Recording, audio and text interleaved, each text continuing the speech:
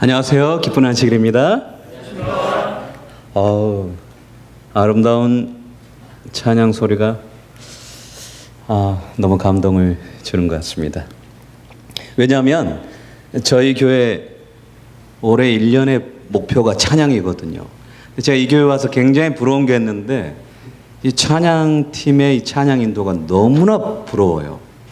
근데 반면에 앉아 계신 분은 당연하다는 듯이 이렇게 보고 있어서 그게 더 부러워요, 저희는. 그래서 정말 아름다운 찬미로 하나님께 영광 돌려주셔서 너무 감사드립니다. 스크린이 안 나오네요?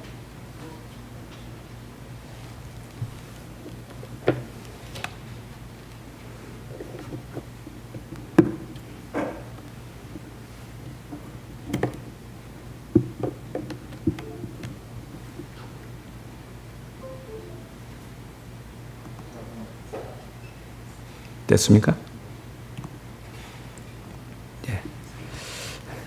저희가 어제부터 딱 이 한 주제로 계속해서 세미나를 하고 있습니다.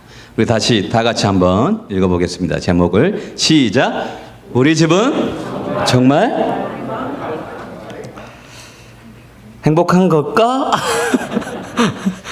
정말 행복을 다 원한다는 거예요. 근데 제가 이 세미나를 하면서 먼저 여러분 앞에 저의 부족함을 고백합니다. 제가 이 최근에 본 책 중에 요즘에 리더십이 전환이 있어요. The Church, The Other Side라는 이 책에 리더십이 어떻게 바뀌고 있냐면 목사는 대답을 주는 사람이 아니에요. 제가 이 자리에 서서 부끄럽게 가정은 이렇다, 뭐 부모님이 이렇다 제가 말씀을 드리는데 제가 대답을 준다고 생각하시면 안 됩니다. 목사는 대답을 주는 사람이 아니고 함께 여러분과 함께 답을 찾아가는 사람이에요. 그래서 여러분도 가정도 행복하면 좋겠고 저의 가정도 행복하면 좋겠으니까 함께 답을 찾아갈 수 있는 특별한 저녁 시간이 되기를 주의 이름으로 축원합니다. 네. 역시 미인 대칭이 있는 교회인 것 같아요. 그래서 오늘 제목은 이 제목을 한번 정해봤어요. 우리 옆 사람에게 한번 해보겠습니다. 시작. 미안해요. 미안해요. 잘 몰랐어요. 사실은 이 제목이 우리들에게 주는 교훈이 있어요. 우리 오늘 사회를 보신 분이 장로님이시죠? 집사님이세요? 장로님이세요? 장로님 옆에 앉으신 분이 평생 같이 사시는 분이시죠? 그러면 이 답을 한번 해보겠습니까? 아내를 행복하게 만드는 방법 뭡니까?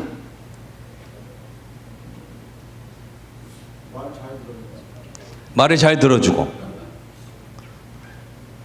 이러니 행복한 표정이 아니에요. 옆에 앉아 계신 분 이렇게 모르니까 표정이 전혀 행복하지가 않아요. 그 옆에 우리 계신 우리 아내를 행복하게 하는 법. 아내 말을 잘 듣고. 아내 말을 잘 듣고 음식을 해줄 때마다 예. 잘 먹었어요. 뭐. 어제 한 대로 전혀 답이 아니니까 행복하지 않아요. 표정이. 그래서 이게 아내들이 불행해요. 근데 아내를 행복하게 하는 방법이 안아준다, 뽀뽀한다, 선물 준다, 요리한다, 쇼핑 같이 한다. 그 외에 몇 가지래요? 그래서 그냥 행복하게 만들 수가 없어요. 우리가. 와우. 그런데 뭐 옆에서 말을 들어준다 이러니까 아내가 전혀 행복하지 않은 거예요. 반대로 우리 집사님 남편을 행복하게 하는 방법은 뭡니까? 칭찬한다. 또요. 그러니까 전혀 행복한 표정이 아니란 말이에요. 이거 모르는 거예요. 근데 의외로 남편을 행복하게 하는 방법이 우리 다 같이 한번 읽어보겠습니다. 시작. 먹인다, 재운다. 그 다음 남편은 먹여주고 재워주고 가만히 두면 행복해요. 근데 이것저것 해주러 가니까 너무 불행한 거예요. 사실은 남편들이 이렇게 단순한데 남편이 있는 게 굉장히 불편한 분들이 있어요. 한 번 한 60대 분이 동창회를 갔대요. 그래서 남편이 동창회를 딱 보내고 나서 이제 집사람이 딱 집에 딱 들어왔는데 표정이 너무나 안 좋아요. 우울해요. 그래서 여보 또 동창 중에 명품백 사가지고 와서 자랑했어? 그러니까 아니야. 그러면 뭐 동창이 속을 긁었어? 아니야. 이렇게 몰라요. 근데 하는 말이 이런데요. 나만 남편이 있어가지고 이 시간에 놀아야 될 시간에 밥 해주러 들어오니까 속이 상하다고. 그냥 남편이 있어서 속이 상해. 즉 남편이 있는 게 감사한데 그걸 모르면 행복하지 않은 거예요. 디모데후서 3장 1절을 보면 말세에는 반드시 고통이 있습니다. 제가 이 말씀을 연구할 때마다 말세 내가 당하는 고통 그리고 여러분이 당하는 고통은 여기에 다 들어있습니다. 우리들이 불행한 이유가 이 성경 말씀에 들어있는데 말세에 고통하는 때가 이르니 사람들은 자기를 사랑하며 돈을 사랑하며 자긍하며 교만하며 회방하며 부모를 거역하며 그 다음에 뭐 안 한다고 나와 있습니까? 감사치를 안 한다. 감사가 없으니까 내 아내가 있고 내 남편이 있고 내 자녀가 있어서 감사해야 되는데 감사하지 않기 때문에 불행해진다는 거예요. 우리 옆 사람에게 남편과 아내면 너무 좋고요. 혹시 없다면 다른 사람에게도 해도 너무 좋습니다. 당신이 있어서 얼마나 감사한지 몰라요. 시작!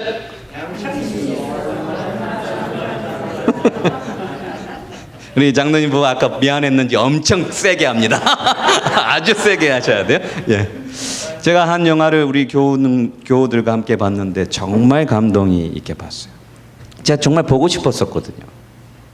이 국제시장이라는 영화를 보게 됐는데 제가 이 영화를 보면서 이 영화가 어떻게 전개되는지 알게 됐어요.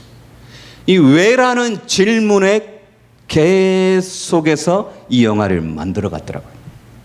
이 주인공인 이 덕수라는 사람이 저 꽃분인의 가게라는 것을 저 간판도 촌스럽고 가게도 철거하면 더 돈을 벌 수 있는데 저걸 철거를 하지 않고 끝까지 여기에 있어야 된다고 막 고집을 피워요. 그리고 가수 나훈아보다 왜 남진을 더 좋아하는지 이 올남전의 이야기도 막 나오고 봤더니 나훈아가 좋아요? 여러분 남진이 좋아요? 여자분들은 나훈아를 좋아하고 남자들은 남진을 예전부터 좋아했다는데 남진이 자기를 살려줬거든요. 그래서 이 영화에서는 남진을 좋아하는데 이 마지막 영화의 장면이 이 사람의 나레이션으로 끝나는데 그게 너무나 감동적이에요. 자식들이 이해를 못해요. 아빠를. 왜 아빠는 저렇게 고리타분하지? 이거 팔면 돈을 더 벌 수 있는데 왜 저 사람은 저렇게 고리타분하지? 아내도 이해를 못하는 거예요. 근데 그가 이 가게를 버리지 않은 이유가 바로 이 아버지의 흥남부두에서 마지막 헤어지는 장면 속에 이 말을 해요. 덕수야, 국제시장 꽃분이네 집 고모네 집을 찾아가라. 너가 그리고 앞으로 이 집의 가장이 되어야 한다. 그러니까 어릴 때 이 말을 듣고 아버지가 다시 언젠가는 꽃분이 집에 올 거라 생각하니까 그걸 못 팔아요. 그리고 이 집에 뭐가 돼야 된다? 가장이 돼야 되니까 힘들어도 모든 걸 포기해서라도 가장의 역할을 한 겁니다. 그리고 마지막 영화의 장면에 모든 가정이 한 거실에 모여서 히히라락 웃으며 행복을 느끼는데 이 주인공이 자기 방에 딱 들어와서 문을 딱 잠그면서 아버지의 사진을 보면서 외치는 독백이 이 말입니다.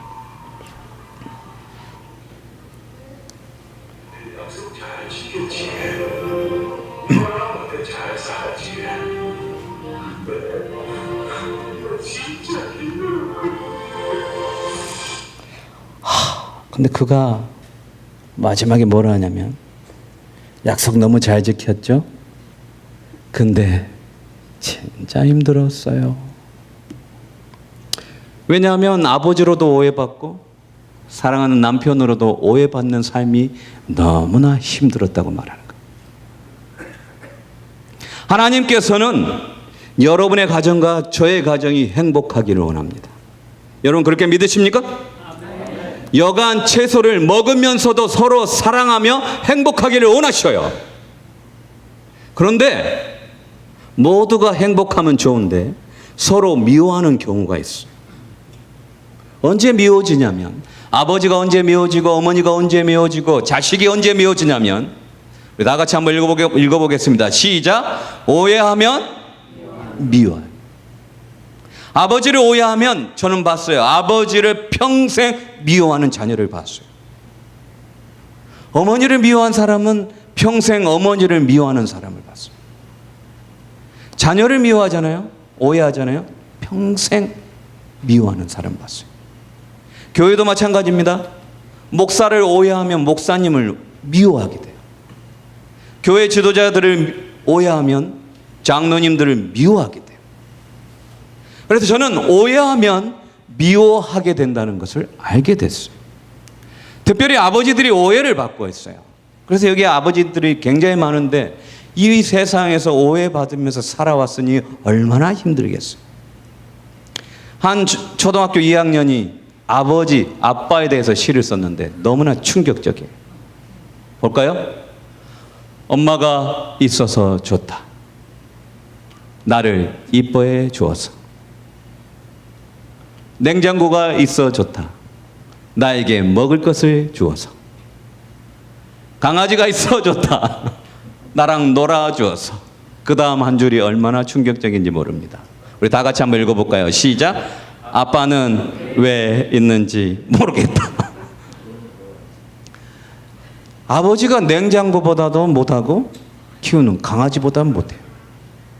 이렇게 오해를 받고 있어요. 여기 계신 아버지들이. 그러니까 아버지가 미워요. 그래서 아빠의 이름이 세 가지입니다. 뭘까요? 첫째, 아빠라는 이름이 있고, 아빠들은 어쩌죠? 항상 바쁘니까 바빠라는 이름이 있고, 너무 바쁘니까 이름이 뭐로 바뀌어요? 나빠로 바뀌는 거예요. 그래서 아빠 이름이 아빠, 바빠, 나빠로 이렇게 바뀌게 돼요. 근데 여러분 아시다시피 여기 계신 아버지들 중에 가족을 위해서 안 사신 분들이 거의 없어요. 여러분 그거 동의하십니까? 가끔 그러지 않은 분도 있어요. 근데 대부분은 가족을 위해서 사는 것입니다. 한 영상을 보겠습니다. 私のお父さんの口癖はすみませんでした。誰に会っても何があってもいつもすいませんすいませんばっかりでした。病気で体が弱くて仕事ができなかったので家族に負い目をあったかもしれません。それでも何かにつけていつも謝ってるお父さんは私はすごく嫌でした。いや恥ずかしかったです。5歳の頃お母さんに「お母さん私幼稚園に行きたいよ」と言ったらお母さんは「いやダメだよお金がないから行けないよ」ってして落ち込んでて座ってる私にお父さんがこっそり来て「へい幼稚園に行こうか」って言いました。本当幼稚園に行くの？行こうよ行こうよって言って幼稚園の前でお父さんが「これは幼稚園だよじゃあ帰ろう」「え帰るの？入園しないの？」って言ったらお父さんは「すいません」って言いました。その後もずっと貧乏だったんだから中学校の時高校の時大学の時も休学しながらバイトしながら私は学費を稼いだんです。その時すごく嫌でした。なんで私のお父さんは何もやってくれないのっていう気持ちでお父さんが嫌でした。で4年前お母さんから朝電話がかかってきました。ケンが危ないよお父さんが危ない間に合わないかもしれないから早く来てって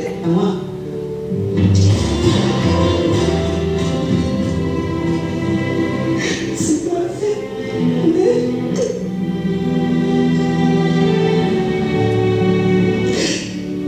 その後息を引き取りました。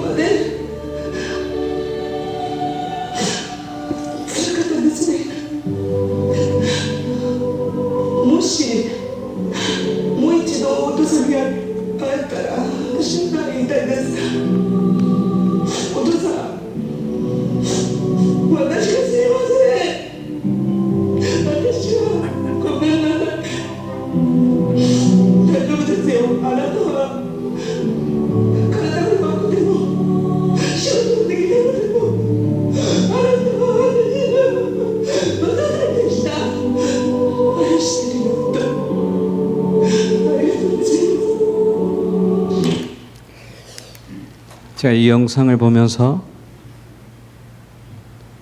아버지가 오해를 받으니까 딸이 얼마나 미워했는지 몰라요. 왜 아버지는 나에게 아무것도 안 해주는 거지? 그러면서 아버지가 미웠다는 거예요. 저도 대학교 때 저희 아버지가 돌아가셨는데 가끔 아버지가 너무 미울 때가 많아요. 제가 힘들 때 그랬어요. 근데 제가 아버지가 되고 나니까 제가 힘들 때마다 제가 달려가는 곳이 있는데 저희 아버지 산소였어요. 그리고 제가 그 산소를 바라보면서 아버지가 이해되더라고요. 이 세상에 어느 아버지가 자식을 위해서 희생 안 하고 싶으신 분이 없다는 걸 알게 됐어요. 그런데 이해되지 않으면 미워하게 되더라 이거예요. 오늘 여기 앉아 계신 분들 중에 아버지가 너무 미우신 분이 혹시 있을 수 있어요. 이해하기도 전에 이 세상에 계시지 않은 그런 분도 계실 수 있어요. 오늘 이 저녁 여러분의 아버지를 이해하는 특별한 저녁 시간 되기를 주의 이름으로 축원합니다. 고린도서 2장 7절을 보면 이런 말이 나왔어요. 그런즉 너희는 차라리 저를 용서하고 위로할 것이니 저가 너무 많은 근심에 잠길까 두려워하느라. 그러므로 너희를 권하노니 사랑을 저희에게 나타내라. 저는 이 말씀 속에 사랑을 표현하는 것, 내가 이해하지 못하는 것을 표현하는 것, 이 세미나를 통해서 여러분이 혹시 살아계신 아버지에게 아주 미워하는 마음이 있다면 그들을 용서하고 이해하는, 그리고 사랑을 표현하는 특별한 역사가 일어나기를 주의 이름으로 축원합니다. 저는 이 방송을 참 좋아해요. 왜냐하면 이 미사고라는 방송이 사람이 죽기 전에 하고 싶은 세 마디 말을 함축하고 있기 때문입니다. 사람이 죽을 때 세 마디를 꼭 하고 싶다 그래요. 첫 번째는 미안합니다. 두 번째는 사랑합니다. 그 다음은 고맙습니다. 그래서 앞자리를 따서 미사고라는 이 방송이 있는데, 이 말이 가족 중에 가장 가족들에게 하기 힘든 말이라고 그래요. 미안합니다. 사랑합니다. 고맙습니다. 이 말을 평소에 자주 하면 좋은데 이 말을 하고 싶을 때 그 사람은 없다는 거예요. 제가 여기 올 때 저희 어머니가 한 달 동안 저희 집에서 이렇게 지냈었는데, 제가 미국 와서 4년 만에 저희 어머니를 저번 달에 뵀어요. 그리고 시애틀에 같이 제가 비행기를 타고 오고 한국을 보내드리는데 얼마나 눈물이 나든지, 제가 미국에 비행기를 탈 때보다 보내드릴 때가 더 슬프더라고요. 미안합니다. 고맙습니다. 사랑합니다. 이 말이 쉽게 안 나오더라고요. 오늘 오후에도 다시 전화를 들었는데 정말 쉽게 나오지 않아요. 왜냐하면 외국에 사는 것 자체로 자식은 불효자라는데 얼마나 미안한죠.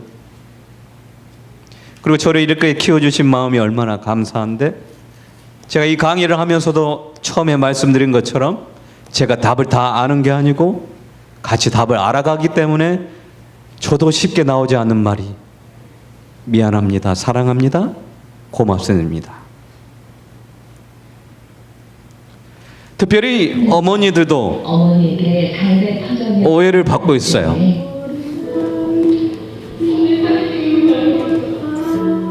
어머니의 지난 세월들이 존치되었습니다. 빛나던 소녀 시절부터 현재까지 어머니는 지나간 시간을 애틋하게 마주하고,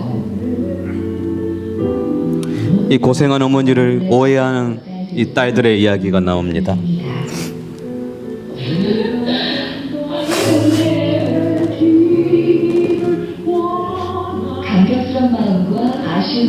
한 번에 밀려와 감정을 추스르기가 힘든 어머니. 그 순간 엄마! 그만해요.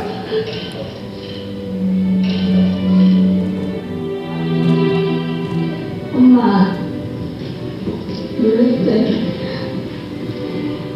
아빠 없이 엄마 혼자서 우리 키운다고 너무너무 고생만 했고 지금 이 자리를 빌어서 엄마한테 정말 고맙고 사랑한다고 전하고 싶고 지금까지는 우리를 위해서 엄마가 헌신하고 희생했으니까 이제 퇴직하고 나서는 엄마가 하고 싶은 것도 하고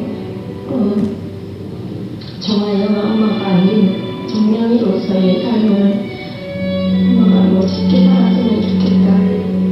그리고 엄마를 이제 책임질 테니까 엄마는 건강하게 행복하게 우리랑 오랫동안 잘 살자. 엄마 나 둘째 딸 어릴 때는 나 우리 마음에 엄마가 항상 회사에만 다니고 소풍에도 안 오고 운동회도 안 오고 그래가지고 그때는 되게 엄마가 바쁜 게 너무 싫었는데 엄마 항상 춤에 오른살 하고 막 살집 떨어져 나가는 거 보면 진짜 엄마가 우리를 위해서 얼마나 고생을 하는지도 알겠고 진짜 마음이 아프고 또 한편으로는 또 너무 고맙고 세상에서 내가 엄마 제일 사랑하는 거는 엄마가 꼭 알아줬으면 좋겠다. 제가 이걸 보면서 이 딸도 엄마를 오해를 했어요. 오해하면 미워하더라고요. 어쩌면 여기 앉아 계신 분들 중에 여러분의 부모님이 미우신 분이 있을 수도 있어요. 왜냐하면 오해하니까 미워지더라 이거예요. 어쩌면 여러분의 자녀들도 여러분을 미워하며 지내고 있는 분이 있어요. 왜냐하면 사랑이 표현되지 않아서 오해했기 때문입니다.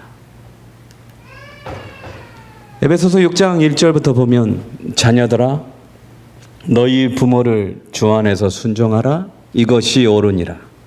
내 아버지와 어머니를 공경하라 이것이 약속 있는 첫 계명이니 이는 내가 잘되고 땅에서 장수하리라. 또 아비들아 너희 자녀를 노엽게 하지 말고 오직 주의 교양과 훈계로 양육하라. 김기곤 교수님이 대학 강의 때 이 이야기를 해주셔요. 그분이 마지막 모든 설교의 녹화를 마치고 이 성경절을 읽기만 하면 녹화가 끝나는 거였대요.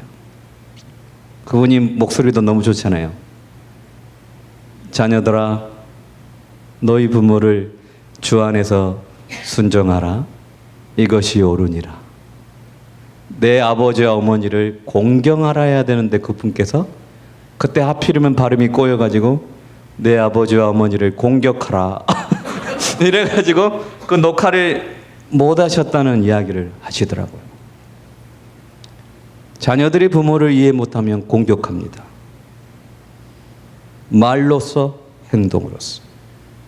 그리고 자녀를 이해하지 못하면 부모가 자녀들을 노엽게 합니다. 사랑이 있어야 되는데 그렇지 않는 일들이 그리스도인 가정에도 일어나게 되는 것입니다. 그래서 제가 한번 여러 글들을 봤어요. 제목이 이거예요. 부모님 싫을 때가 언제인가요? 이 질문을 한 사람이 올렸더니 여러 사람들이 답을 다 썼어요.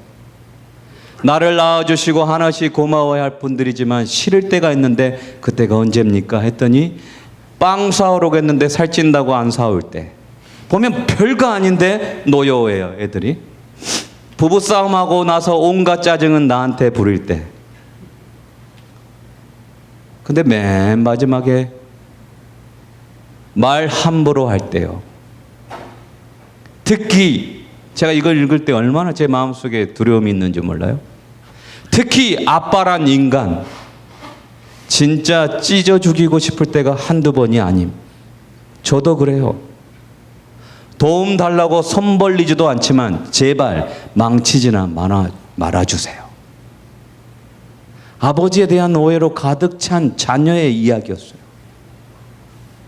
어쩌면 여기 앉아있는 분들 중에 이런 관계를 가진 분이 있다면 그 관계가 특별한 이번 세미나를 통해서 성령의 역사가 여러분과 자녀 사이에 일어나서 그 관계가 온전히 회복되는 주의 놀라운 은혜가 있기를 주의 이름으로 축원합니다. 아빠가 싫을 때 왜 싫은가? 대부분의 사람이 이래요. 엄마와 싸울 때. 그 다음은 내 생각을 무시할 때. 이제 대학생도 됐고 결혼도 했는데 내 생각을 무시할 때. 그리고 잔소리가 심할 때. 이런 여러 말씀들이 바로 아까 말했던 자녀들을 노엽게 하고 오해를 받고 사랑을 받아야 될 가족이 사랑을 받지 못하고 어려움을 당하는 경우가 이 시대에 있다는 것입니다. 그래서 이 세상에서 가장 하기 어려운 말이 미안해, 사랑해, 고마워. 이 세상에서 가장 많이 말해야 될 말이 미안해, 사랑해, 그리고 뭐예요? 고마워. 우리 옆에 분에게 이 말을 연습 한번 해보겠습니다. 준비, 시작.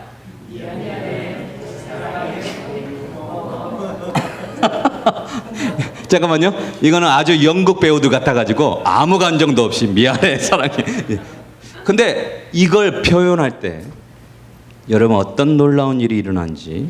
그래서 제가 오늘은 세미나니까 이런 실습들을 좀 할 거예요. 이 다음에 한 영상을 보여주고 하나의 실습을 할 겁니다. 보시겠습니다. 아버지들이 사랑을 표현할 때 어떤 일이 일어나는지 한번 보겠습니다. 몰래카메라식으로 촬영했어요. 자기 어린아이의 이 설문조사라는 식으로 이 설문지를 주는 겁니다. 아이가 제일 좋아하는 음식은 무엇입니까? 아빠들 보시죠. 표정이 뭘 좋아하는지 막 적는 거예요. 당신 차에 뭐 여러 가지 아이의 사진이 몇 장 있습니까? 막 답을 적는 거예요. 아이에게 사랑한다고 말한 게 마지막이 언제입니까? 웃으면서 막 적어요. 근데 질문지를 내용을 바꿔서 다시 줘요. 아이란 말을 아버지에게 사랑한다고 마지막으로 언제 말했나요?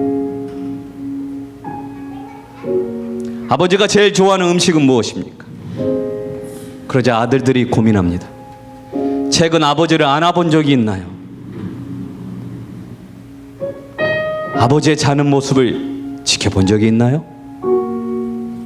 아버지의 사진은 몇 장이나 가지고 있습니까? 청소년 아빠 김용동. 그러다가 아버지가 직접 말을 합니다. 아빠 신현기. 이영근입니다. 그날 저 영웅은 아버지 되는 사람입니다. 조윤성 아빠. 진영이 아빠. 사랑하는 김성희도. 생각나지요. 그 아들 딸 만나서 아들 가졌는데 이번에도 딸이 못 들어가고 했는데 네 엄마 아빠 노래한테 김성희 보여놓고 부모로서 이렇게 무언가를 충분하게 해줘야 되는데 그런 것도 못 해주고 그래서 참 마음이 아픕니다. 아들들은 너무 바꿀 수 없는 것이고 크게 도와주지도 못했고 있는 것들이 많아서 잘 커가지고 썩 부족한 게 부모 마음 아닐까요? 죽는 순간까지 제가 그런 마음으로 살고 있어요. 썩 부족한 거예요. 너무 어마하게 했는데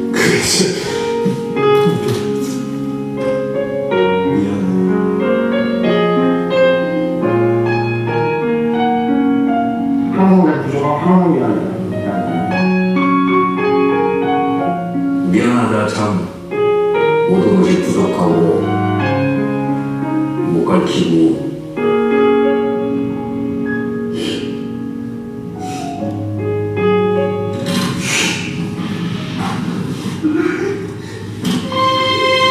그런데 그 아버지가 직접 옆에 오는 거예요.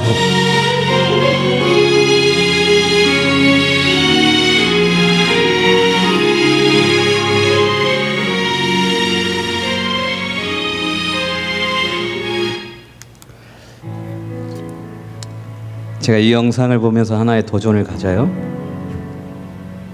여러분의 자녀들은 여러분의 사랑의 표현을 간절히 원하고 있습니다. 여러분 그렇게 생각하십니까? 여러분이 여러분의 부모님에게 간절히 사랑의 표현을 원한 것처럼 여러분의 자녀들도 여러분이 미안하단 말, 고맙다는 말, 사랑한단 말을 간절히 원하고 있어요. 어제 봤던 말씀이죠. 사랑은 표현되지 않으면 오래 존속하지 못한다. 그대들과 관련된 그게 자녀든 남편이든 아내든 부모님이든 그들의 마음이 친절과 사랑의 결핍으로 굶주리지 않게 하라. 제가 하나님을 봤더니 우리 하나님은 사랑의 표현이 너무나 놀라운 분이에요. 우리 다 같이 한번 읽어볼까요? 로마서 5장 8절 시작. 우리가 아직 죄인 되었을 때 그리스도께서 우리를 위하여 죽으심으로 하나님께서 우리에게 대한 자기의 사랑을 뭐 했다는 겁니까? 확증하셨느니라. 하나님은 사랑의 표현을 잘하는 하나님이십니다. 그래서 그분을 믿는 자녀들이 하나님께서 이 땅에 사는 동안 사랑하라고 허락하는 그 대상들에게 사랑을 표현하기를 원하십니다. 여러분 그거 원하십니까? 그래서 오늘 이 실습을 하는데 여러분이 가지고 있는 핸드폰을 꺼내시고 내 사랑하는 자녀들이 있다면 또는 내 부모님이 살아있다면 사랑합니다. 내가 잘해주지 못한 거 미안합니다. 그러나 잘 자라줘서 너무나 고맙습니다. 잠깐의 시간을 줄 테니까 이 시간 여러분에게 떠오른 하나님께서 떠올려 주신 그 사람들에게 사랑의 표현을 이 시간 하기를 간절히 바라겠습니다. 시간을 드리겠습니다.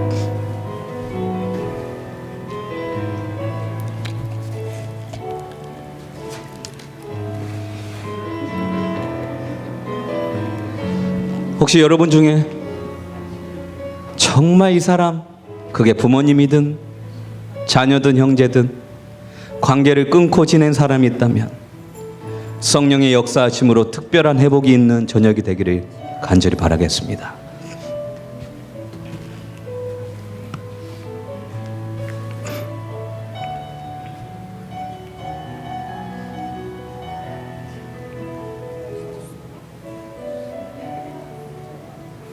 제가 놀랐습니다.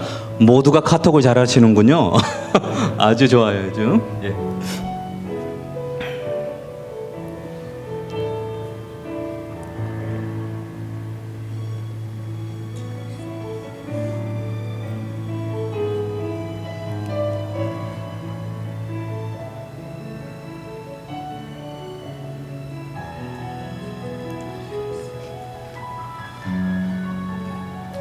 제가 어떤 분의 얼굴을 보니까 유서를 쓰듯이 쓰고 계신 분이 있어요.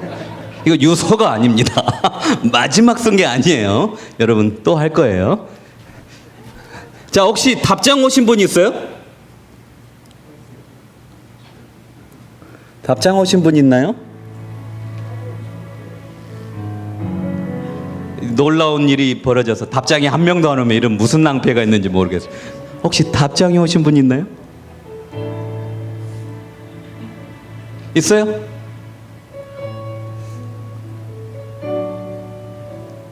어쩌면 엄마 왜 그래? 아빠 갑자기 왜 그래? 뭐 이런 말이 올 수도 있는데 과연 어떤 답장이 올지 제가 궁금합니다.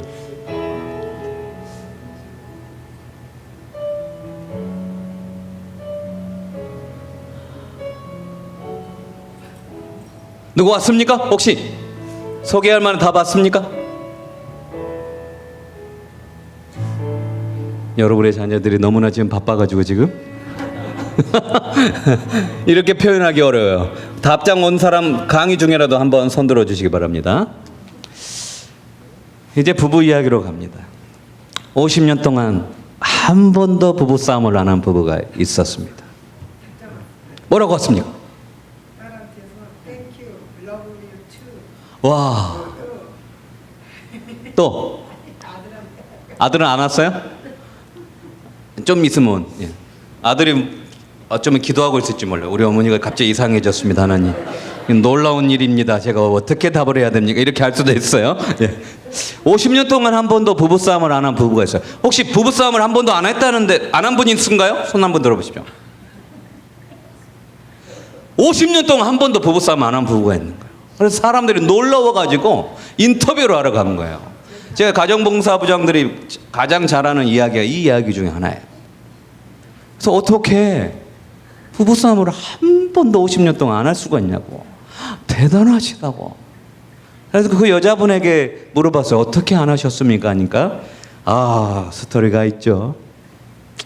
제가 결혼을 막 할 때 제 남편이 얼마나 멋있게 보였는지 든든하더라고요. 그래서 신혼여행을 우리가 사막으로 낙타를 타고 이렇게 가고 있는데 어쩐 일인지 그날 남편이 탄 낙타가 미쳤는지 갑자기 남편을 꼬꾸라뜨리고 넘어지는 거예요. 그래서 제가 이 낙타 뒤에 따라가다가 저 낙타 이제 혼났다. 우리 남편 화났을 거야. 하고 딱 기다리고 있는데 우리 남편이 다 모래를 털고 낙타를 딱 일으켜 세우면서 머리를 쓰다듬어 주면서 낙타의 얼굴을 보면서 한 번 딱 이렇게 하는 거예요. 그래서 와, 저렇게 마음이 넓은 남편과 내가 사니 얼마나 행복한가 생각하고 따라가고 있는데 어찌 됐는지 이 낙타가 두 번째 또 남편을 넘어뜨리는 거예요. 그러자 제가 생각을 했어요. 이제 저 낙타 혼났다. 그런데 남편이 여전히 또 일어나더니 다 모래를 딱 털어요. 그리고 낙타를 다시 딱 이렇게 세우더니 낙타의 눈을 바라보면서 두 번 딱 이렇게 하는 거예요. 와, 한 번 아니고 두 번이나 용서해 줬으니 마음이 얼마나 넓은 남편인가. 난 이제 인생이 너무 잘 될 거라고 생각하고 있는데 이상한 낙타가 다시 한 번 넘어져서 남편을 또 꼬꾸라뜨리는 거예요. 이번에도 마음 넓은 남편이 용서하겠지 했더니 남편이 허리에 차고 있던 총을 낙타를 향해서 쏴더니 낙타를 죽여버리는 거예요. 진짜 너무나 황당해가지고 여보, 두 번 용서해줬으면 세 번도 용서해야지 왜 그거 낙타를 죽일 것까지 있냐 했더니 남편이 저를 보면서 한 번. 이 말을 이해 못한 분은 집에서 웃을 거라고 저는 확신합니다. 또 따지면 몇 번, 그 다음에 어떻게 해버릴까 봐. 그래서 부인이 두 번, 세 번 나오기 전에 한 번도 말을 안 하고 싸움을 할 수 없었다는 겁니다. 혹시 여러분의 부인이 정말 짜증나게 하거든 한 번. 여러분의 남편이 정말 짜증나게 하거든 한 번. 이 부부는 사랑해서 부부싸움을 안 한 겁니까? 여러분 중에 혹시 착각한 분이 있을 수 있어요. 우리 집은 너무 행복해요. 제 남편이 너무나 잘해줘요. 어쩌면 이 문제일 수도 있어요. 제 아내가 너무나 잘하고 있어요. 어쩌면 이 문제일 수 있어요. 총만 없지 마음속에서 몇 번을 쌌는지 몰라요. 고개를 끄덕거리면 큰일 나요. 이때 고개를 끄덕거리면 완전 큰일 납니다. 오늘 밤에. 솔직히 말해서 내 아내가 정말 보기 싫은 적이 있다. 한번 손 들어보세요. 손 들면 큰일 나요. 분명히 여러분 마음속에 이런 일이 있다면 그게 가정이 행복한 것인가? 제가 한 사진을 봤어요. 이 사진의 제목이 이거였습니다. 부부싸움 후 밥상이었어요. 에라이 밥을 먹어라 이 밥충하면서 밥상을 이렇게 차려줬대요. 사소한 복수. 더 놀라운 밥상을 봤는데 이런 밥을 줬다 그래요.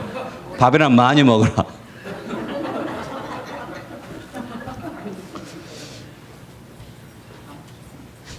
이렇게 살면서도 우리가 부부라고 산다.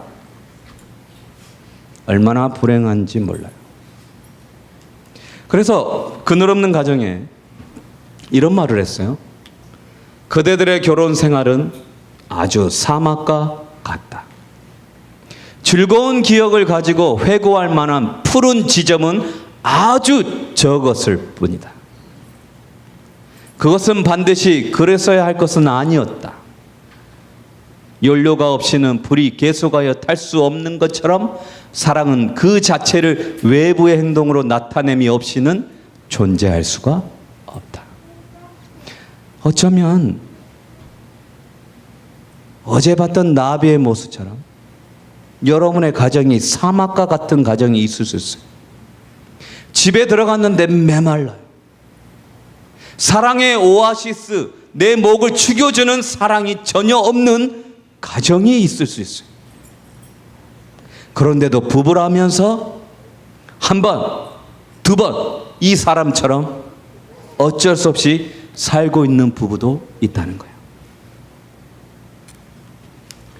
창세기 2장 20절 보면 사실 하나님께서 남편과 아내를 주실 때 돕는 배필로 줬다고 그래요. 서로 돕는 배필. 남편이 힘들면 아내가 도와야 되고 아내가 힘들면 남편이 도와야 되는데 실제적으로 보면 남편이 힘든데도 힘들지 않는 아내들이 있어요. 아내가 힘든데도 힘들지 않는 남편이 있어요.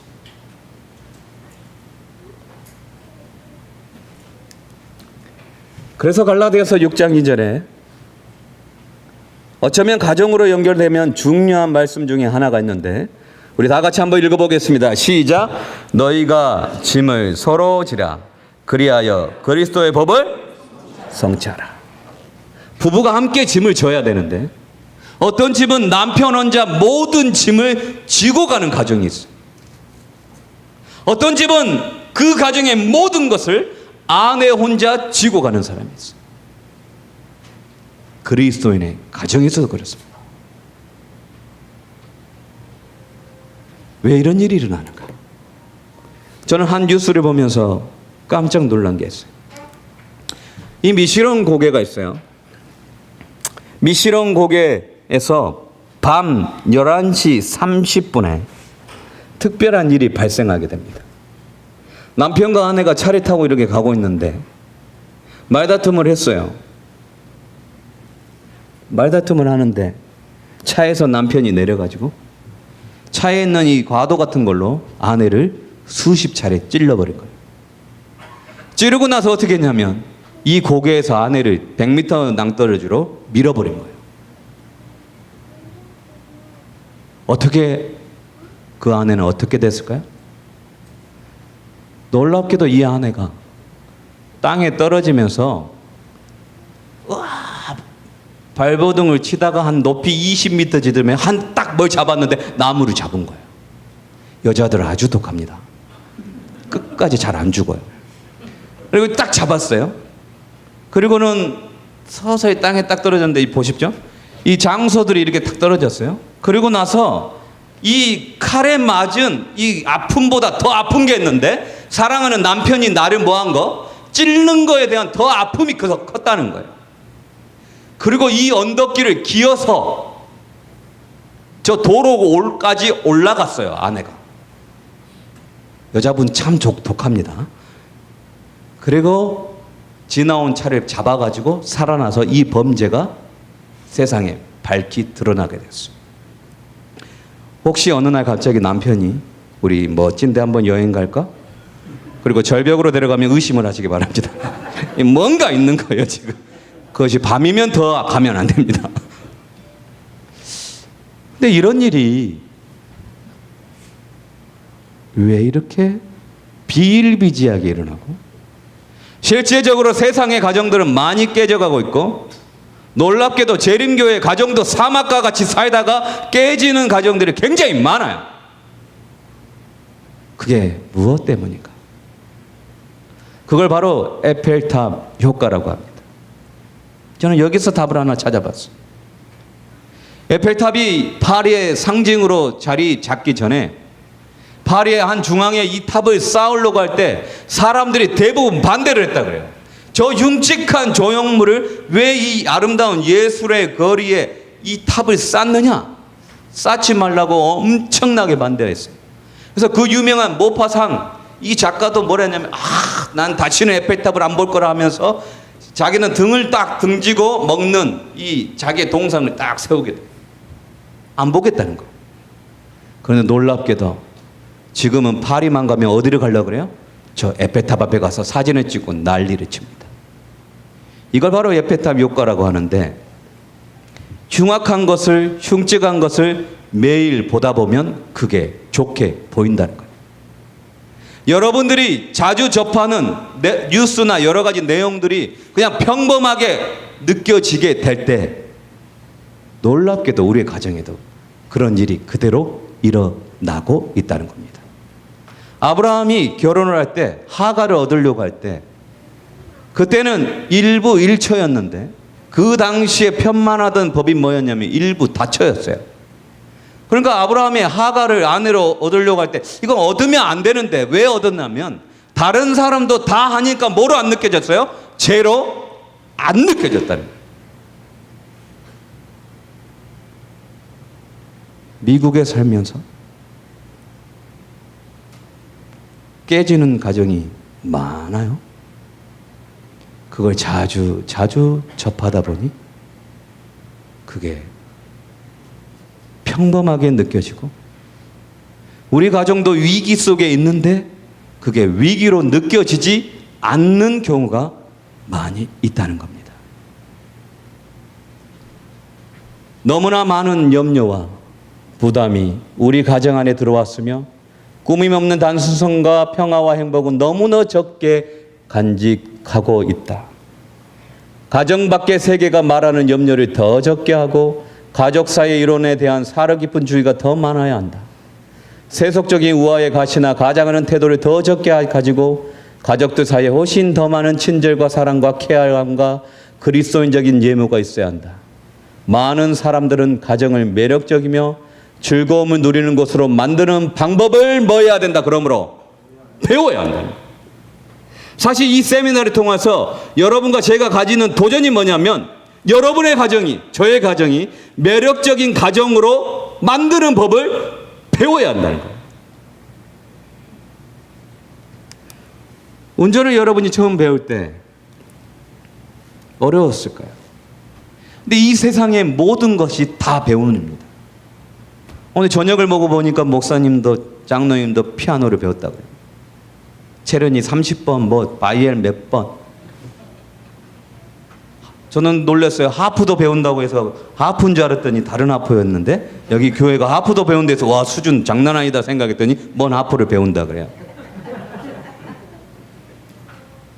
무엇이든지 다 배워야 되는 거예요. 근데 놀랍게 여러분이 안 배운 게 딱 하나 있어요. 어떻게 아버지가 되는지, 어떻게 어머니가 되는지, 어떻게 부모가 되는지는 배운 사람 손 들어보세요.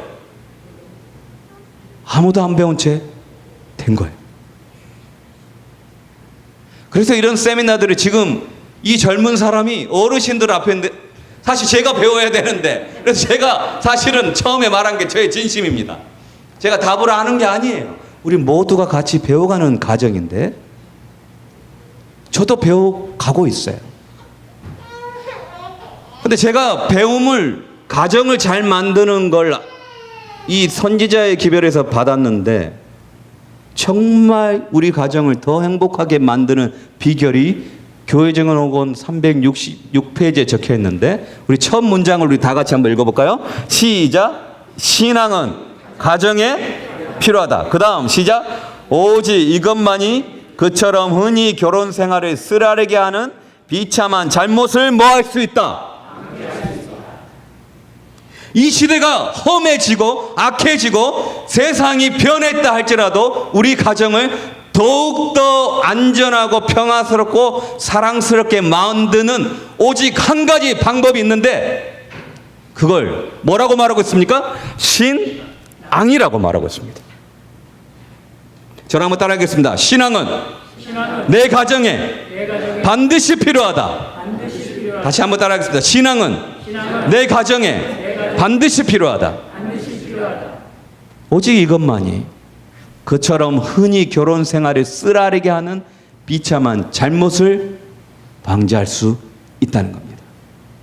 여러분의 자녀가 왜 신앙을 가져야 되는지 압니까? 바로 이것 때문이에요. 세상에 보이는 것이 얼마나 타락이 돼서 그 타락의 내용이 에펠탑 효과처럼 우리 가정에 그대로 들어와서 깨지기가 쉬운데, 그걸 방지할 수 있는 유일한 방법이 신앙이라는 거예요. 이렇게 될 때 그리스도께서 지배하실 수 있는 곳에만 깊고 진실한 이타적 사랑이 존재한다. 그때 심령은 어떻게 됩니까? 결합되고 두 생명이 조화를 이루어 섞이게 될 것이다. 하나님의 천사들은 가정의 손님이 되고 그들의 거룩한 격려는 신혼의 방을 거룩하게 해 줄 것이다. 부부 사이에 가장 행복할 수 있는 비결을 말해주는데, 그것은 돈도 아니요, 외모도 아니요, 자식이 잘 되는 것도 아니요, 하나님이 임하시는 신앙이 여러분을 한 마음으로 엮는 가장 아름다운 비결임을 깨닫는 특별한 저녁 되기를 주의 이름으로 축원합니다. 그래서 제가 특별히 한 가지를 배우기를 원하는데, 제가 이 앤드루스에 와서 이 박사과정을 하면서 이 결혼 과정을 또 하나 듣게 됐어요. 그때 이 결혼에 관련돼서 10계명을 교수님이 설명하는데 제가 너무나 와 닿았어요. 책도 있긴 한데 결혼과 관련된 10계명을 우리 10계명과 연결시켜서 교수님이 이리 풀어줬던 슬라이드를 제가 그대로 한번 보여주면서 여러분들이 아름다운 가정을 만들기 위한 10계명을, 특별히 부부 사이의 관계를 한번 배워보는 짧은 시간에 배워보고 오늘 강의를 마치도록 하겠습니다. 첫 번째, 너는 나 외에 다른 신들을 내게 있게 말지니라. 하나님은 자기 한 분만 섬기기를 원한 것처럼 다른 인간관계가 결혼관계에 선점돼서는 안 되고, 너는 나 외에 다른 아내를 두지 말라는, 다른 배우자를 두지 말라는 게 첫 번째 기초가 되어야 된다는 거예요. 아무리 옆에 집사님이 예뻐도 누가 제일 예쁘다고 느껴야 된다고요? 내 아내가 가장 사랑스러워야 된다. 내 남편이 가장 멋있어야 된다. 우리 남편과 아내분이 있다면 서로를 바라보면서 당신은 나의 첫 번째입니다. 한번 이야기를 해주기 바랍니다. 시작! 자, 잠깐만요. 정말 뭐입니까? 우리 이 마운틴뷰 교인들은 연극을 너무 잘하는 것 같아요. 아주 너무 좋아요. 불륜 사이트 이 애슐리 메디슨 얼마 전에 해킹을 당했는데 무려 3,700만 명이 신상이 노출이 됐습니다. 근데 더 놀라운 게 뭔지 아세요? 여기에 한국 공무원들이 상당수 가입되어 있었다는 겁니다. 다 배우자가 있던 사람입니다. 살만한 사람들이 다른 사람을 찾고 있는 시대예요. 요즘에 SNS는 불륜 창구라고 그래요. 카톡을 통해서, 밴드를 통해서 중년 남녀들이 불륜의 일을 시작하는 것이 바로 이런 인터넷 또는 여러분이 가지고 있는 핸드폰이라는 거예요. 미국에서는 SNS를 많이 쓰는 사람이 불륜과 이혼 등 파트너와 부정적 관계 변화를 겪을 확률이 높다는 연구가 나왔습니다. 혹시 밤마다 남편이 핸드폰을 보면서 하하하 의심하시기 바랍니다. 여러분의 사진을 보고 웃지는 않을 거예요. 혹시 아내가 밤마다 뭔가 나에게 보이지 않는 웃음은, 근데 요즘에 이런 일이 있다는 거예요. 놀랍게도 하나님을 믿느라고 하는 그리스도인의 가정에도 이게 있다는 거예요. 근데 두 가지 심리가 있다 그래요. 이런 불륜 사이트에 가입하는 사람들 두 가지 심리가 워싱턴 대학의 페퍼 슈와츠 교수에 따르면 이 두 가지로 요약이 되는데, 첫째 지루함이고 두 번째는 정서적 지지를 갈구한다. 우리 장로님, 옆에 집사님하고 몇 년 사셨습니까? 23년. 손 한번 만져보십시오. 지금도 찌리를 합니까?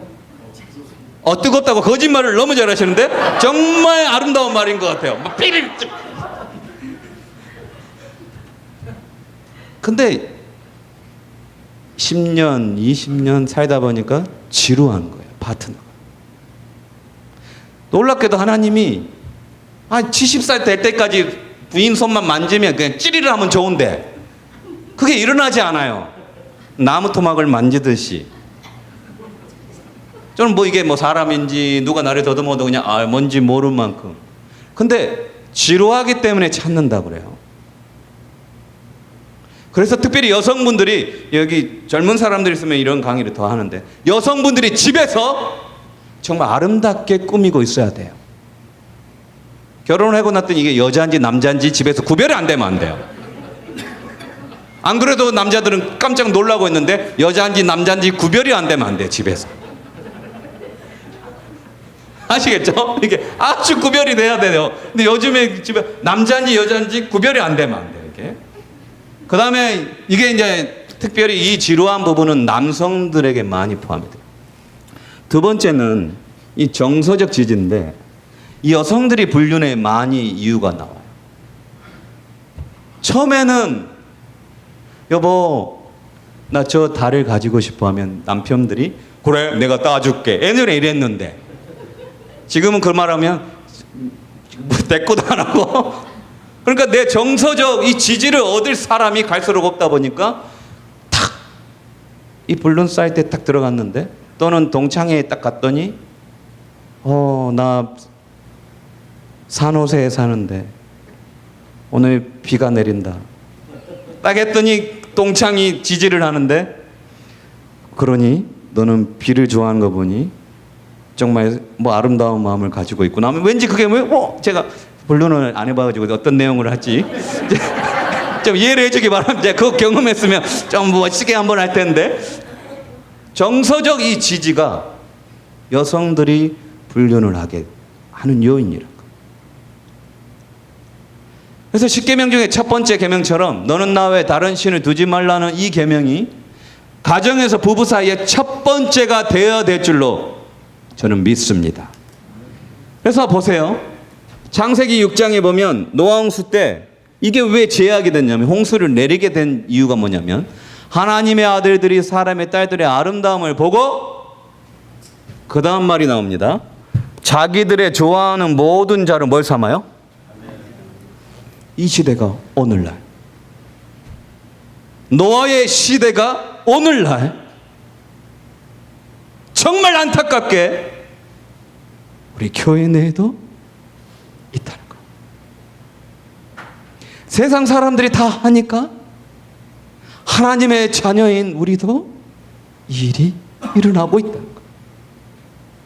그러므로 우리가 지금까지 배운 것처럼 지지가 필요한 남편과 아내에게 지지를 해줘야 되고, 정서적 사랑이 메마른 남편과 아내에게 나이가 들어도 끝까지 사랑을 표현하는 가정이 바로 제7의 안식일 예수 재림교회 여러분과 저의 가정이 되어야 될 줄로 저는 믿습니다. 그렇게 되기를 원하십니까? 대답 안 한 분은 좀 위험한 분이에요. 대답을 안 하는 거 보니까. 다음은 볼까요? 남편과 아내는 피차간에 각각 상대편을 자기의 뭐로 삼아야 된다? 전부로 삼아야 한다. 아내는 남에게 알게 하면서 자기 남편에게는 숨겨야 할 일이 있어서는 안 되며, 남편은 다른 사람에게는 말하고 자기 아내에게 숨기는 일이 있어서는 안 된다. 아내의 마음은 남편의 결점들을 위한 무덤이 되어야 하고, 남편의 마음은 아내의 결점들을 위한 무덤이 되어야 한다. 이 일이 우리 마운트뷰 가정에 있기를 주의 이름으로 축원합니다. 두 번째는 다른 신들을 내게 있게 말지라. 다른 우상들을 만들지 말라고 하는데, 비현실적인 이상을 설정하지 말라고 하고, 다른 사람의 결혼의 이상점이 여러분의 결혼 생활의 패턴이 되지 않도록 해야 된다는 거예요. 여보, 저 옆집 남자는 왜 저렇게 아내에게 잘해? 차를 타는데 문을 열어줘. 여보, 당신은 왜 안 해? 왜 옆집 사람은 음식을 그렇게 잘해? 왜 당신은 이게 안 돼? 모든 게 옆집이 대상이 되면 안 돼. 비교의 대상. 그 옆집 가면 그 사람하고 살아. 대부분 이런 반응이 나오는데 옆집이 여러분의 결혼 생활의 표준이 아니고 하나님께서 원하는 것은 여러분 두 사람이 이룬 그 가정이 유니크해요. 그 가정 자체가 여러분에게 독특하고 거기에서 살고 자라고 다이너믹하게 성장되어 가는 것을 하나님께서 원하신다는 거예요. 옆 가정을 보지 않기를 주의 이름으로 축원합니다. 왜냐하면 제가 한 교회에서 목회를 하는데 한 젊은 남집사님이 좀 재정이 됐는지 부인에게 명품 가방을 하나 사준 거예요. 그 가방을 교회에 메고 와야 됩니까? 안 메고 와야 됩니까? 메고 와도 돼요. 메고 와도 돼요. 그래서 메고 왔어요. 메고 와서 밥을 먹고 있는데 자랑을 한 거예요. 우리 남편이 이 가방을 사줬어. 저는 그래서 제가 너무 잘했다고 하고 있는데 저는 이 일이 일어날 줄 몰랐어요. 근데 갑자기 거기에 앉아있던 많은 여자 젊은 집사님들 얼굴이 색이 쫙 변하는 거예요. 그리고 다 누구를 쳐다봐요? 자기 남편을 이렇게 딱 쳐다보면서 나는 왜 안 사주냐고 바가지를 그때부터 막 긁기 시작하는 거예요. 근데 그게 다 농담인 것 같았는데 한 가정은 정말 심각하게 자기도 이 가방을 사달라고 남편을 얼마나 볶는지 몰라. 제가 그걸 보게 됐어요. 다른 가정이 하면 우리 가정도 해야 된다는 생각 자체가 가정이 행복하지 않는 원인이 들어있다는 거예요. 하나님께서 원한 건 뭐냐면 장로님 가정이 독특하기 때문에 딱 유일한 한 가정이기 때문에 이 가정에서 두 분이 만들어가는 사랑을 원하신다는 사실입니다. 각자의 가정에서 그걸 원하신다는 거예요. 이걸 놓치지 않기를 바란다는 거예요. 그래서 여러분이 반드시 결혼 생활에서 알아야 될 게 있다면 빌립보서 4장 11절의 말씀입니다. 다 같이 한번 읽어보겠습니다. 시작. 내가 궁핍함으로 말하는 것이 아니라 어떠한 형편에든지 내가 뭘 배워야 돼요? 내가 그때 그 다방을 안 나갔어야 되는데 그때 누굴 만났어요? 거기서 지금 이 화상의 남편을 만난 거예요. 그때 내가 안 갔어야 되는데 자꾸 만족하지 못하는 게 아니고 하나님께서 나에게 최고의 배필을 주셨다고 만족하면서 사는 것이 가정생활의 행복을 만드는 첫 번째 또 두 번째 이유입니다. 우리 장로님 옆에 계신 집사님 만족하십니까? 잠깐만. 저도 죄송합니다. 제가 웃어서는 안 됐는데 정말 만족한단 말이 제가 공감을 다시 한번 장로님 해주시겠습니까? 만족한다. 아주 만족합니다. 예. 이게 정상인데 다 비웃는 분들이 몇 분 있어가지고 저도 같이 웃었는데 그러면 안 된다는 건데 이러면 안 되거든요. 예. 세 번째는 나의 이름을 망령되이 걸지 말라 할 때 독립적인 정신, 긴장, 말다툼, 소외, 공허, 학대 같은 태도와 행동을 허용함으로써 결혼 생활이 조롱되지 않아야 되고 이 결혼은 거룩한 결혼이고 거룩한 성약임을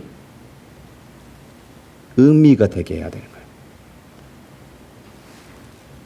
결혼은 거룩한 하나님께서 맺어주신 성스러운 약속임을 잊지 않아서 서로의 배우자에게 이게 헛되지 않도록 여러분이 노력을 해야 된다는 겁니다. 가정은 가장 순수하고 가장 고결한 애정이 중심이 되어야 하고 화평과 조화, 애정 그리고 행복은 그 가정을 형성하는 모든 가족들의 마음에 이 값비싼 것들이 거하게 될 때까지 날마다 참을성 있게 품어져야 한다. 사랑의 나무는 조심스럽게 길러져야 한다. 그렇지 아니하면 그것은 죽고 말 것이다. 그 나무가 우리의 심령에서 번창하게 하려 한다면 모든 선한 원칙들을 마음에 품어야 한다. 제가 이렇게 보면서 교인들을 살펴보면 어떤 교우님들의 가정은 정말 큰 나무를 이뤘어요. 거기에 사랑의 열매들이 주렁주렁 열리는 가정이 있어요. 근데 어떤 교우들의 가정은 나무가 안 자라요. 열매는커녕 사랑의 나무가 자라지 않는 가정이 있어요. 여러분의 가정은 나무로 한다면 얼마나 자랐고 얼마나 많은 열매를 맺었는지 여러분들이 한번 깊이 생각하는 저녁이 되기를 간절히 바랍니다. 네 번째는 안식일을 기억하여 거룩히 지키라는 것처럼 특별한 관계의 시간을 정하고 서로만을 위한 시간을 가져야 된다는 겁니다. 이거 아주 중요합니다. 우리 집사님, 결혼기념일 언제죠? 언제지? 3월 27일? 맞나요, 장로님? 네, 맞습니다. 이런 나이대 특별한 거 있잖아요. 가족끼리의 특별한, 부부끼리의 특별한 시간이 필요합니다. 그게 결혼기념일뿐 아니라 여러분 가족, 부부가 가지는 특별한 시간을 만들 필요가 있다는 거예요. 마치 안식일처럼. 이걸 하는 가정은 제가 보면 정말 멋진 가정을 이루고 있습니다. 제가 우리 교우들과 안식일 오후에 이렇게 산책을 하는데 제가 너무나 아름다워서 뒤에서 몰래 사진을 한 장 찍은 우리 집사님 부부가 있어요.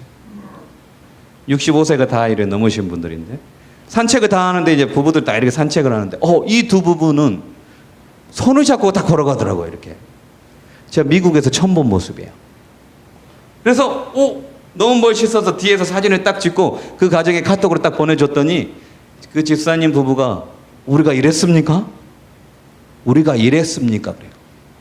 본인들이 손 잡고 걷는지도 몰라요. 늘 하던 거니까. 그런데 한국의 정서, 미국에 사시니까 그러지 않겠지만 한국인들은 어떻게 하냐면 장로님 앞에 걸어가면 집사님 항상 뒤에서 1m 떨어진 데서 이렇게 따라오셔야 돼요. 근데 제가 미국 와서 정말 감동적인 게 이렇게 부부끼리 앉으신 모습. 정말 특별한 부부의 시간을 반드시 가져야 될 줄 믿습니다. 근데 가장 아름다운 부부의 시간은 언제일까요? 바로 가정에서 드려지는 기도의 시간입니다. 저희 부부도 이 가정에서 기도를 드릴 때 어떤 날은 기도를 서로 안 하고 싶은 날이 있어요. 언제일까요? 왜 이렇게 너무 잘 맞춰가지고 나 큰일 났어요. 저 앵커리지 교회 목사는 맨날 싸움한다 할까 봐. 여러분 그렇게 싸움을 하지 않습니다. 근데 가끔 이렇게 서로 초창기에 안 맞을 때 가장 걸림돌이 뭐냐면 좀만 버티면 제가 이길 것 같은데 늘 걸림돌이냐면 뭐냐면 마지막 저녁 예배를 드려야 되는 거예요. 딱 말씀을 딱 읽고 기도를 이제 누가 하느냐에 다른 거예요. 기도한 사람이 져요 무조건. 그럼 제가 이제 기도를 하면 하나님 오늘 저의 잘못으로 정말 나오기 싫은데도 저의 잘못으로 우리 부부가 이렇게 싸우게 됐습니다. 용서하여 주십시오 하면 아멘을 얼마나 크게 하는지 하면 그때 그냥 기도를 안 하고 싶은 마음이 드는데 놀랍게도 그 기도가 맞춰지고 나면 저의 잘못이 그대로 느껴지게 돼요.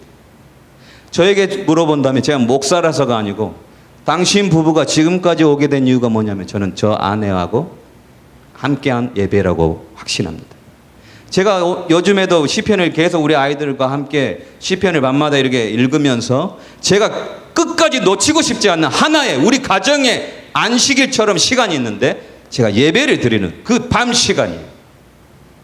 시편을 하나하나 읽으면서 전에는 사복음서를 다 읽었는데 그거 읽으면서 아이들이 저에게 질문하면 그것을 설명해 주면서 마음속에 있어요. 언젠가 이 아이들이 내 부모의 자리를 떠날 텐데 그들이 나는 떠나도 떠나지 않게 하고 싶은 게 있는데 하나님에 대한 신앙이라는 거예요. 여러분께서 두 부부가 반드시 그렇게 하고 있으리라 믿습니다만은 놓치지 않아야 될 사바스처럼 두 분만의 시간이 바로 신앙의 예배의 시간이 되면 얼마나 좋겠습니까? 그렇게 도전받기를 간절히 바랍니다.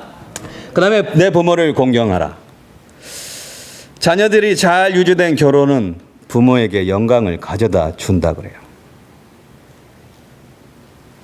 부모님들의 가장 큰 소원이 아마 여기 다 부모님이실 텐데 부모님의 가장 큰 소원이 뭡니까 물어보면 내 자녀가 행복한 가정을 잘 유지하고 사는 거랍니다. 여러분 맞습니까? 그렇게 되기 원합니까? 그것처럼 부모를 공경하는 마음처럼 부부 사이가 아름다운 가정을 유지시켜주고 아름다운 가정의 모습을 보여주는 것이 아름답다는 거 잊지 않기를 바랍니다. 그리고 살인하지 말라. 아내에 대해서 무시하거나 말을 끊거나 지배하는 마음으로 배우자를 죽이지 말라고 나옵니다.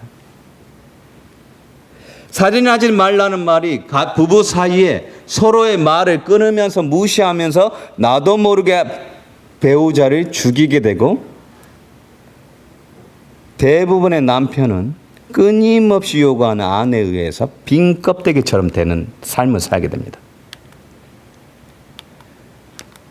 그래서 교육에서 언어는 무엇보다도 순결하고 친절하고 진실이 되어야 한다. 그 마음의 미덕이 밖으로 표현된 것이어야 한다. 다 같이 시작. 언어를 배우는 최상의 학교는 어디가 되어야 한다? 가정이 되어야 한다. 부부부터 아름다운, 어제 배운 것처럼 아름다운 언어가 이루어지면 좋은 가정을 유지한다는 거예요. 그리고 첫 번째 계명과 거의 비슷한데요. 다른 서약이 허락돼서는 안 됩니다. 간음하지 말라는 말처럼 그게 일이 되든 수단이 되든 친구가 되든 자녀가 되든 자신이 되든 오직 당신은 하나님과 당신의 배우자가 모든 권리를 가진다는 것을 잊지 않아야 돼요. 두 번째는 도둑질하지 말라. 자, 이걸 제가 강의 들을 때 제 마음속에 제일 감동을 준 게 이거였어요. 배우자의 가능성, 재능, 권리들, 생각 또는 자존감을 강탈시키지 않는 게 결혼이라는 거예요. 두 사람이 결혼해서 한 사람이라도 손해가 보는 결혼은 옳지 않는다는 거예요. 둘 다 뭐 해야 되냐면 향상이 되는 결혼 관계가 되어야 된다는 거예요. 제가 강의를 들을 때 이 부분이 가장 마음에 들었습니다. 그리고 제 자신에게 질문이 됐어요. 내 사랑하는 아내는 나와 결혼해서 향상되고 있는가? 그게 재능이든 무엇이든 향상되고 있는가? 아니면 모든 것을 희생하고 있는가? 온전한 결혼은 두 사람의 관계가 재능이 향상되어야 된다는 겁니다. 그리고 거짓 증거하지 말라. 배우자의 실수나 약점, 부당함을 비난하지 말라는 거예요. 그리고 정직하고 숨김없이 이야기를 나눠서 이런 관계가 좋은 관계를 유지한다는 거고, 그리고 다른 사람의 소유를 탐내지 말란 것처럼 배우자를 시기하지 말고 배우자의 달란트나 강점, 기회, 돈, 능력을 시기하지 말라는 겁니다. 어떤 가정을 보면 부부가 경쟁자인 사람이 있어요. 그 가정은 오래가지 못하고 서로를 존중해주는 것을 이 십계명을 통해서 제가 배울 때 은혜를 받게 됐습니다. 이 십계명, 결혼의 십계명이 우리 성도님들에게도 큰 도움이 되기를 간절히 바랍니다. 저는 말씀을 정리하면서 한 시인이 시를 썼는데 이것을 이 물고기처럼 비유를 했습니다. 그게 무엇인지 맞춰보시기 바랍니다. 또 이것은 꽃으로도 비유가 됐습니다. 또 이것은 건전지처럼 비유가 됐습니다. 또 이것은 지우개처럼도 비교가 됐고요. 또 이것은 손수건처럼 비교가 됐습니다. 과연 이것은 무엇일까요? 바로 만남이라는 이 단어를 가지고 한 시인이 시를 썼는데 바로 이 물건들을 비유로 썼습니다. 이 시를 제가 좋아하는데 함께 나누기를 원합니다. 이 정채봉 시인의 만남에 가장 잘못된 만남은 생선과 같은 만남이다. 만날수록 비린내가 묻어나오니까. 어떤 부부를 보면 만날수록 비린내가 나는 이런 끔찍한 경험을 하는 가정이 있습니다. 특별히 교우들 관계에서도 마찬가지예요. 만날수록 비린내 나는 관계가 있어요. 목사와 성도의 관계에도 이런 게 있어요. 가장 조심해야 할 만남은 꽃송이 같은 만남이다. 피어 있을 때는 환호하다가 시들면 버리니까.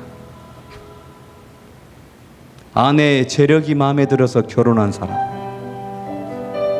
남편의 실력이 마음에 들어서 결혼한 사람은 그것이 다 사라질 때는 버리고 마는 부부를 보게 됐어. 실제적으로 한 분이 치매에 걸렸는데 남편분이 그 남편을 버리고 떠난 아내를 제가 봤습니다. 바로 꽃송이 같은 만남일 수 있어요. 가장 비참한 만남은 건전지 같은 만남이다. 힘이 있을 때는 간수하고 힘이 다 닳았을 때는 던져버리니까. 부부 사이에 이런 관계가 있어요.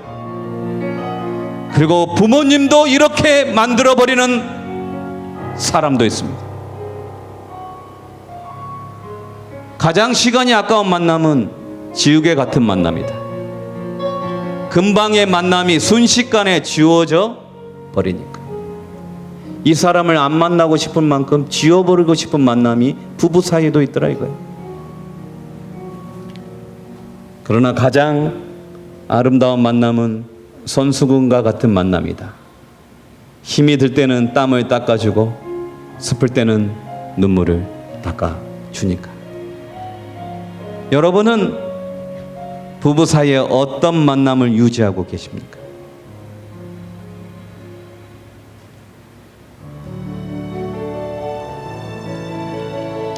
저는 이 말씀을 너무나 좋아합니다. 이 세상에 혼자서 행복할 수 없음을 말해주고 있어요. 우리가 행복할 수 있는 유일한 이유를 청년에게 보내는 기별에 하나님께서 설명하고 있는데, 여러분이 행복할 수 있는 이유를 적고 있습니다. 우리 다 같이 한번 읽어보겠습니다. 시작. 각 사람의 행복은 각각 다른 사람에게 어떻게 되어 있습니까? 관계되어 있다. 나만 행복한 관계가 없다는 것입니다. 내가 행복하려면 배우자가 행복해야 되고, 내가 행복하려면 자녀가 행복해야 되고, 내가 행복하려면 부모가 행복해야 돼요. 여러분이 행복하려면 옆에 있는 교우가 행복해야 되고, 여러분이 행복하려면 목사님, 장로님들이 행복해야 된다. 우리의 행복은 혼자서 행복한 사람이 없다는 거예요. 있어요, 딱 한 명. 비가 오는 날 머리를 풀고 하늘을 쳐다보면서 하하하하 웃고 다니는 정신병 사람은 혼자 웃을 수 있어요. 그러나 대부분은 혼자서는 절대 행복할 수 없다는 것입니다. 여러분의 가정, 하나님께서 모두 다 행복하기를 원하십니다. 표현하지 못해서 사랑을 알지 못하는 가정 되지 않게 도와주시고, 특별히 표현함으로써 사랑을 나누는, 그리고 행복을 나누는 가정 되기를 간절히 바라면서 오늘 말씀을 줄이겠습니다. 기도하겠습니다. 하나님 아버지, 이 저녁 특별한 우리에게 교육의 시간을 주셔서 감사합니다. 우리의 가정이 행복하기를 원합니다. 내 사랑하는 배우자가 행복하기를 원합니다. 내 사랑하는 부모님과 자녀가 행복하기를 원합니다. 하나님, 그 사랑을 표현할 수 있도록 도와주시옵소서. 이제 돌아가는 발걸음, 우리의 발걸음을 지켜주시고 우리의 장막을 보호하여 주시고, 밝은 날 아침 사람이 할 수 있는 최고의 특권인 하나님께 예배 드리러 다시 한번 이 전을 신령과 진정으로 찾을 수 있도록 도와주시옵소서. 예수님 이름으로 간절히 기도합니다. 아멘.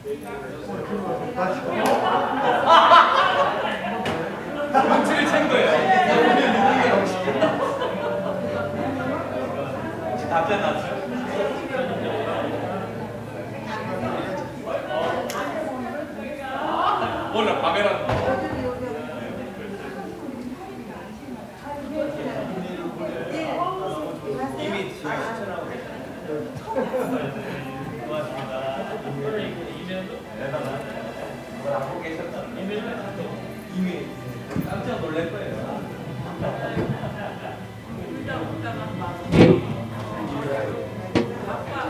아,